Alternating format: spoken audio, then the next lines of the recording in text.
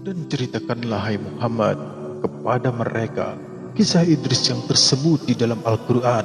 Sesungguhnya ia adalah seorang yang sangat membenarkan dan seorang nabi, dan kami telah mengangkatnya ke martabat yang tinggi.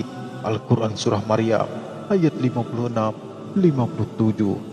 Nabi Idris menurut riwayat di dalam hadis Bukhari adalah kakeknya Bapak Nuh alaihissalam.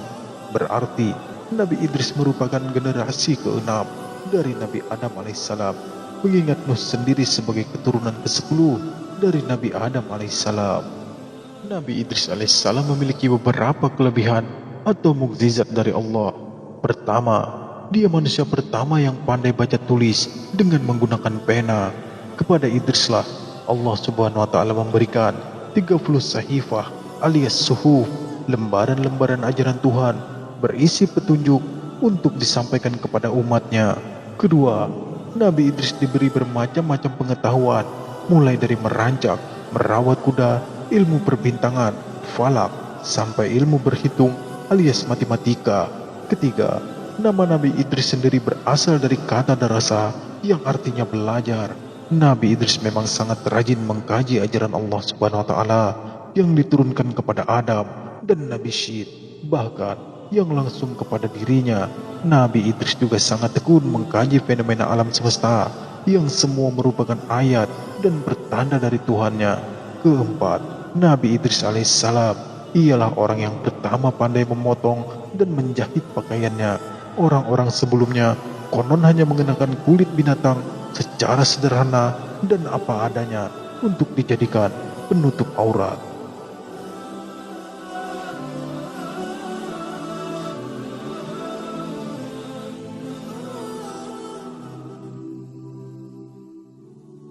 Bismillahirrahmanirrahim. Assalamualaikum warahmatullahi wabarakatuh. Kembali lagi di Hijrah Channel. Sebelum cerita di video ini lanjut, diharapkan kepada sahabat agar menyimak cerita di dalam video ini sampai selesai, agar nantinya tidak salah paham dalam penafsiran atau pemahaman cerita yang terkandung di dalamnya. Menurut sebagian riwayat, Nabi Idris alaihissalam belum pernah mengalami kematian ketika hidupnya di dunia, seperti halnya Nabi Isa alaihissalam. Hanya saja mempunyai kisah dan keadaan yang berbeda tentang Nabi Isa dalam versi kita kaum muslimin.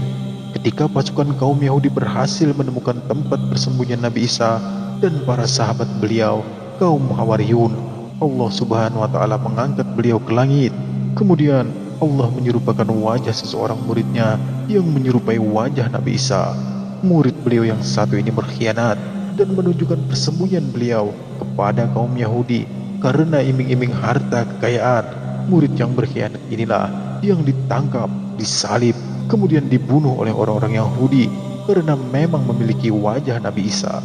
Sedang tentang Nabi Idris, semuanya berawal dari malaikat maut yang ingin bersahabat dengan beliau. Keinginan dan kerinduan malaikat Israel itu muncul karena setiap hari pada waktu ashar dan malamnya pada waktu subuh ia melihat begitu indah dan cemerlangnya amal-amal Nabi Idris yang diangkat ke langit. Maka malaikat Israel memohon kepada Allah agar mewujudkan keinginannya itu, dan Allah mengabulkannya. Maka Israel menjelma menjadi manusia dan turun ke bumi. Nabi Idris alaihissalam mempunyai amalan berpuasa setiap harinya sepanjang masa dan berdiri untuk beribadah sepanjang malam. Setelah waktu berbukanya hingga matahari terbit, malaikat Israel dalam bentuk manusia datang bertamu. Setelah mengucap salam dan diizinkan untuk masuk, ia langsung duduk di sebelah Nabi Idris. Beliau berkata, "Apakah engkau mempunyai keperluan dengan aku?" Tentu saja Nabi Idris tidak mengetahui kalau tamunya itu adalah malaikat maut. Disangkanya hanya manusia biasa seperti kebanyakan tamu beliau. Israel pun berkata, "Tidak, aku hanya ingin menemani engkau jika diizinkan." Nabi Idris mengizinkannya dan beliau meneruskan aktivitas pekerjaan. Sebagian riwayat menyebutkan pekerjaan beliau adalah seorang penjahit. Setelah tiba waktu berbuka, datang malaikat dengan membawa hidangan surga. Nabi Idris menghadapi hidangan itu sambil berkata kepada tamunya, "Marilah makan bersamaku." Tentu saja malaikat Israel tidak memerlukan makanan-makanan itu. Maka ia menolak dan mempersilahkan Nabi Idris berbuka dan makan sendirian saja. Usai berbuka, beliau langsung meneruskan beribadah seperti biasanya, berdiri untuk sholat sepanjang malam, sementara malaikat Israel tetap duduk di tempatnya seperti sebelumnya. Ketika matahari terbit dan Nabi Idris mengakhiri ibadah sholatnya, ia keheranan karena tamunya itu masih saja duduk menemaninya tanpa banyak perubahan seperti sebelumnya. Mungkin Nabi Idris tidak akan heran andai saja beliau tahu kalau tamunya itu adalah seorang malaikat.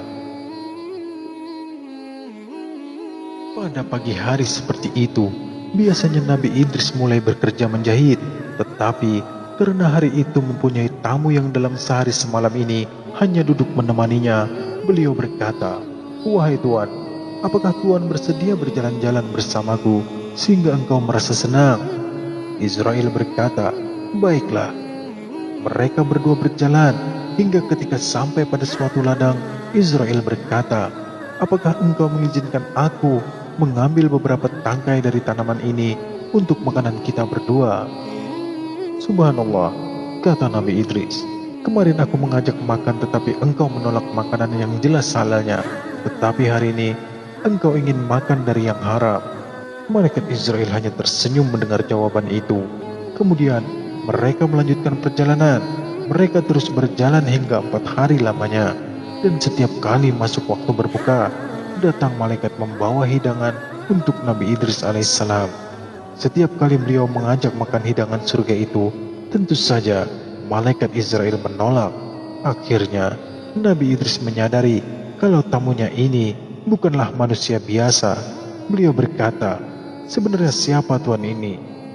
Israel pun berkata, "Saya adalah malaikat maut." Nabi Idris terkejut mendengarnya dan berkata, "Jadi engkau yang mencabut nyawa?" "Ya," jawab Israel. Beliau berkata lagi, "Engkau selalu berada di sisiku sejak 4 hari yang lalu.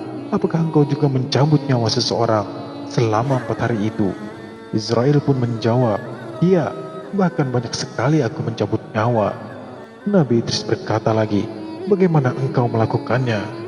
Israel pun menjawab, "Ruh-ruh semua makhluk itu ada di depanku, sebagaimana sebuah hidangan makanan. Mudah sekali aku meraih dan mengambilnya yang telah tiba waktunya, seperti halnya engkau mengambil makanan di depanmu." Nabi Idris hanya mengangguk tanda mengerti, walau mungkin beliau tidak melihat langsung bagaimana malaikat maut mencabut nyawa seseorang pada saat yang sama sedang berjalan bersama dirinya selama 4 hari terakhir. Beliau berkata lagi, "Apakah maksud kedatanganmu kepadaku sekedar berkunjung atau untuk mencabut nyawaku?" Israel pun menjawab, "Aku datang sekedar berziarah kepadamu dengan seizin Allah Subhanahu wa Ta'ala." Sejenak Nabi Idris terdiam seperti memikirkan sesuatu, kemudian berkata, "Wahai malaikat maut, kebetulan sekali, sesungguhnya aku mempunyai hajat, keperluan kepadamu." Malaikat Israel menjawab, "Apa hajatmu kepadaku?" Nabi Idris berkata, "Hajatku kepadamu adalah, hendaklah engkau mencabut nyawaku, dan aku memohon kepada Allah agar Dia menghidupkan aku lagi, sehingga aku bisa makin giat beribadah setelah aku merasakan sakitnya sakaratul maut." Malaikat Israel berkata, "Aku tidak bisa mencabut nyawa seseorang kecuali atas seizin Allah, yakni yang telah sampai pada saat ajalnya, sedangkan saat ini belum tiba saat ajalmu." Tetapi sesaat kemudian turun perintah Allah kepada malaikat Israel agar mencabut nyawa Nabi Idris. Maka Israel memberitahukan perintah Allah tersebut kepada Nabi Idris alaihissalam yang dengan senang hati menerimanya. Malaikat Israel segera mencabut nyawa Nabi Idris dan beliau meninggal. Tetapi setelah itu Israel menangis terseduh-seduh karena merasa kehilangan sahabatnya dalam 4 hari tersebut. Ia terus menangis dan merendahkan diri kepada Allah sambil meminta agar Allah menghidupkan kembali Nabi Idris alaihissalam. Setelah beberapa waktu lamanya, malaikat Israel dirundung kesedihan. Allah menghidupkan kembali Nabi Idris. Tentu saja malaikat Israel sangat gembira dan ia berkata, "Bagaimana engkau merasakan sakitnya kematian?" Nabi Idris alaihissalam berkata, "Sesungguhnya hewan seketika dikelupas kulitnya, dikuliti dalam keadaan hidup, maka sakitnya kematian itu 1000 kali lebih sakit daripada itu." Malaikat Israel berkata, "Sesungguhnya aku bersikap sangat lembut dan sangat hati-hati ketika mencabut nyawamu yang belum pernah aku lakukan sebelumnya kepada siapapun." Nabi Idris berkata lagi, "Aku masih mempunyai hajat kepadamu. Sesungguhnya aku ingin melihat neraka jahanam dan aku berharap bisa makin giat beribadah kepada Allah setelah melihat siksaan, rantai, belenggu, dan berbagai macam azab neraka lainnya." Malaikat Israel berkata, "Bagaimana aku bisa membawamu ke neraka jahanam tanpa seizin Allah?" Tetapi sesaat kemudian Allah berfirman kepadanya untuk memenuhi permintaan Nabi Idris tersebut. Malaikat Israel membawa beliau mengunjungi jahanam, memperlihatkan berbagai macam siksaan yang dipersiapkan bagi orang-orang yang mendurhakai Allah, seperti rantai dan belenggu api, ular, kalajengking, air yang mendidih, zakum, dan berbagai macam siksaan lainnya. Semua itu membuat Nabi Idris alaihissalam menggigil penuh ketakutan. Setelah itu, ia membawa beliau kembali ke tempat semula di dunia. Kemudian Nabi Idris alaihissalam berkata lagi, "Wahai malaikat maut, aku masih mempunyai hajat lainnya kepadamu, yakni bawalah aku ke surga. Jika aku melihat dan merasakan kenikmatan surga, aku akan lebih bersemangat dalam beribadah dan melaksanakan ketaatan kepada Allah." Lagi-lagi malaikat Israel berkata, "Bagaimana mungkin aku membawamu ke surga tanpa seizin Allah?" Dan seperti sebelumnya, Allah Subhanahu wa Ta'ala menurunkan perintahnya agar membawa Nabi Idris ke surga seperti permintaannya. Segera saja malaikat Israel membawa beliau dan berhenti di pintu surga, yang dari sana telah terlihat berbagai kenikmatan di dalamnya, tetapi tidak membawa beliau masuk ke dalamnya. Maka Nabi Idris berkata, "Wahai saudaraku, aku telah merasakan sakitnya kematian, merasakan pengaruh dahsyatnya siksa neraka, dan aku terkejut melihatnya. Apakah engkau berkenan meminta kepada Allah agar mengizinkan aku memasuki surga, sekedar minum seteguk airnya untuk menghilangkan bekas-bekas sakitnya kematian dan dahsyatnya siksaan neraka?" Malaikat Israel memanjatkan doa kepada Allah sesuai permintaan beliau, dan Allah mengabulkan serta mengizinkannya. Maka Nabi Idris alaihissalam memasuki surga dan hanya minum seteguk air sesuai janjinya. Tetapi sebelum keluar lagi, beliau meninggalkan sendal beliau di bawah pohon. Setelah berada di pintu surga lagi bersama Israel, Nabi Idris berkata, "Wahai malaikat maut, sendalku tertinggal di dalam surga. Aku akan mengambilnya." Nabi Idris segera masuk ke surga. Tetapi beberapa waktu lamanya, malaikat Israel menunggu beliau tidak keluar juga. Maka ia berkata, "Wahai Idris, segeralah keluar." Nabi Idris menyahut dari dalam surga, "Wahai malaikat maut, aku telah mendengar firman Allah bahwa tidak seorang manusia pun kecuali akan merasakan sakitnya kematian, kemudian akan mendatangi neraka dan merasakan, walau hanya sedikit pengaruhnya, beratnya siksaan di dalamnya. Dan kalau beruntung, dia akan mendatangi surga dan merasakan kenikmatan di dalamnya dan tidak pernah dikeluarkan lagi.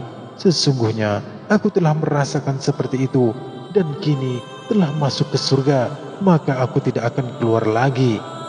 Mendengar hujah itu, malaikat Israel jadi ketakutan. Bagaimanapun, semua itu terjadi berawal dari keinginannya untuk bersahabat dengan Nabi Idris. Ia takut Allah akan murka kepada dirinya karena sikap Nabi Idris alaihissalam yang tidak mau keluar dari surga, kembali ke dunia seperti semula. Tetapi kemudian Allah berfirman kepadanya, "Wahai Israel, biarkanlah dia di sana. Sesungguhnya telah menjadi ketetapanku sejak zaman azali bahwa ia termasuk ahlul jannah." Kepada kaumnya, Nabi Idris diperintahkan memberantas kebiasaan melakukan penistaan. Nabi Idris alaihissalam ditugaskan untuk membenahi pekerti rendah, zalim terhadap sesama, suka permusuhan, serta suka berbuat kerusakan kepada keturunan Qabil. Nabi Idris alaihissalam menandaskan iman kepada Allah bisa memberikan keberuntungan. Nabi Idris alaihissalam berkata, "Untuk itu wahai kaumku, peganglah tali agama Allah, beribadahlah hanya kepada Allah, bebaskan diri dari azab akhirat dengan cara amal saleh dan kebaikan, zuhudlah di dunia dan berlaku adil, mengerjakan sholat sesuai dengan ajaran Tuhan, berpuasa pada hari tertentu setiap bulan, jihad melawan musuh agama bikinan setan, serta keluarkanlah zakat dan sedekahkanlah membantu kaum miskin dan kaum yang ditimpa kemalangan. Selain itu, Nabi Idris alaihissalam juga selalu menyatakan beberapa pesan kebajikan. Pertama, sholat mayit lebih sebagai penghormatan, karena pemberi syafaat hanya Tuhan sesuai ukuran amal dan kebajikan. Kedua, besarnya rasa syukur yang diucapkan tetap tidak akan mampu mengalahkan besarnya nikmat Tuhan yang diberikan. Ketiga, sambutlah seruan Tuhan secara ikhlas untuk sholat, puasa, maupun mentaati semua perintahnya. Keempat, hindari hasad alias dengki kepada sesama yang mendapat rezeki, karena hakikat jumlahnya tidak seberapa. Kelima, menumpuk-numpuk harta tidak akan ada manfaat bagi dirinya. Keenam, kehidupan hendaknya diisi hikmah kebijakan. Wallahu alam bisawab. Semoga cerita ini dapat menginspirasi dan memberi manfaat yang baik kepada kita semua. Amin, amin, amin ya rabbal alamin. Apabila sahabat menyukai channel ini, silakan sahabat klik like, share, subscribe, komen, dan aktifkan tombol lonceng agar channel ini terus berkembang dan tetap menyiarkan dakwah-dakwah Islam. Salah hilap mohon maaf, karena kebenaran hanyalah milik Allah Subhanahu wa ta'ala. Assalamualaikum warahmatullahi wabarakatuh.